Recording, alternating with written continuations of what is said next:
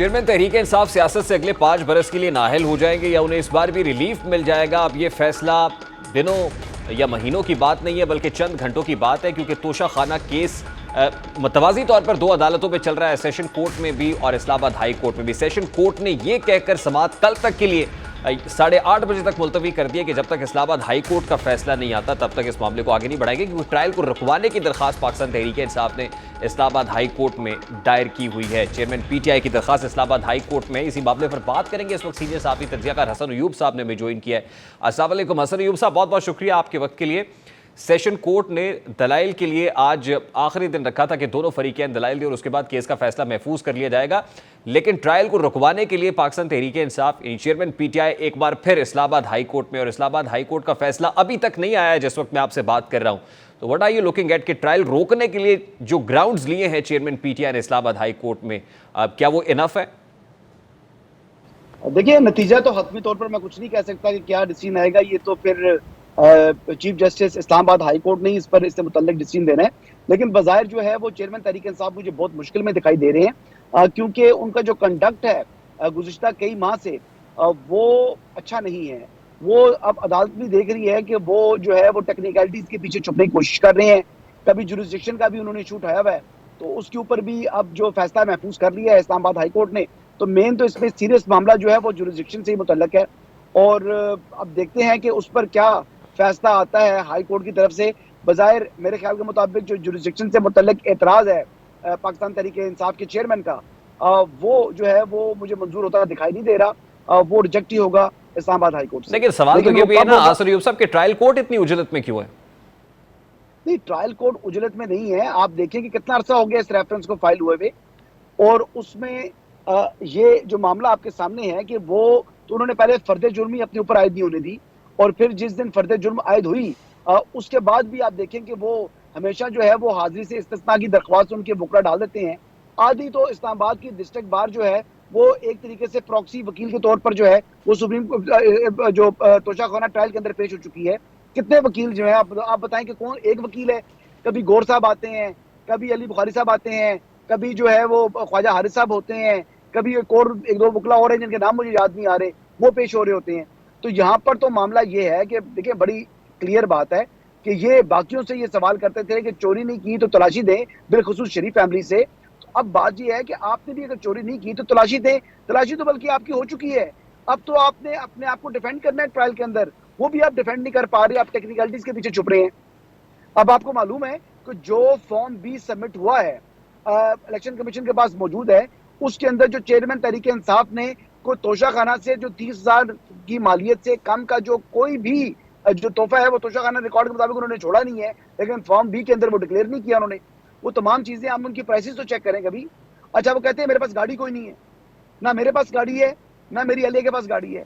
अच्छा, यहाँ तक आप ये बात तो वैसे दुरुस्त साबित होती है, लगता है उनके पास वाकई गाड़ी नहीं है। तो दोस्त अहबाब जो पीटीआई छोड़ के आते हैं वो तो ये कहते हैं कि हमारी गाड़ियाँ, उनके किचन का खर्चा भी हम उठाते हैं। तो ये बात तो आप तस्लीम कर लीजिए फिर। बस फिर लोगों की जेबों के ऊपर अपनी जिंदगी गुजार रहे हैं फिर माजरत के साथ। ये तो फिर कौन सी असूल पसंदी है? मैं दयानतदार हूँ, लेकिन मेरे पास तो कुछ नहीं है, लेकिन मैं लोगों से ले रहा हूँ। जो आज के जमाने में there no free drinks my friend.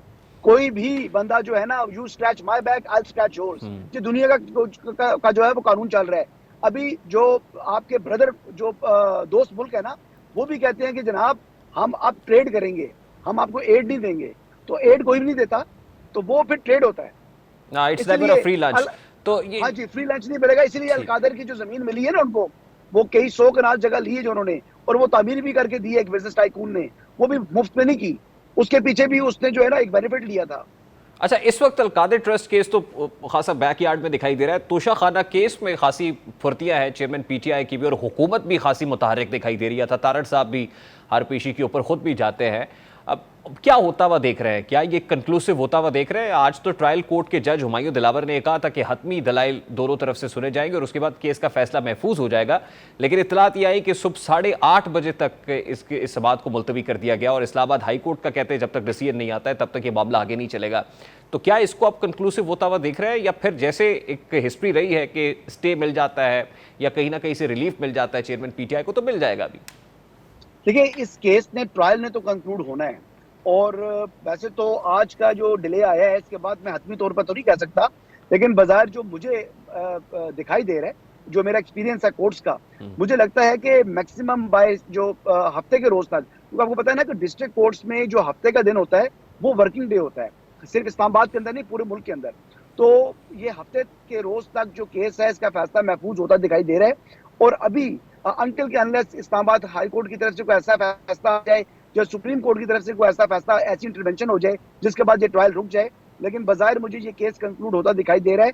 हाँ, मैक्सिमम जुरिस्डिक्शन के फैसले तक जो है वो जजमेंट अनाउंस हो सकती, क्योंकि सीआरपीसी का सेक्शन 526 है, वो कहता है कि अगर जुरिस्डिक्शन का मामला तय ना हो तो फिर जो ट्रायल कोर्ट है वो जजमेंट रिजर्व कर सकती है लेकिन अनाउंस नहीं कर सकती। देखिए, इस्लामाबाद तो हाई ये कोर्ट से एक कोई रिलीफ आ जाता है या सुप्रीम कोर्ट ऑफ पाकिस्तान का फॉरम एक्सरसाइज किया जाता है तो फिर ये हुकूमत यही बयानियां लेगी कि सुपीरियर कोर्ट से कुछ सहूलतकारी हो रही है चेयरमैन पीटीआई के लिए या पीटीआई के लिए, और बात खत्म हो जाएगी जैसा कि पहले हम होता हुआ देखते हैं। नहीं, हुकूमत ने तो ज़ाहिर बात है अपना जो है वो सियासी बयानियां तो बनाना होगा, लेकिन बात यह है कि अगर फेयर बात की जाए तो जुरिस्डिक्शन जो है वो उसका तयन पहले होता है। तो इस मामले में जुरिस्डिक्शन जो है अभी तक तय नहीं हुई, इसके ऊपर जो है हाई कोर्ट का फैसला आना चाहिए, और हाई कोर्ट के फैसले के बाद जो है वो जो है अगर जुरिस्डिक्शन नहीं बनती फिर तो केस खत्म हो गया, और अगर जुरिस्डिक्शन बनती है तो फिर इस केस ने ट्रायल में कंक्लूड होना है।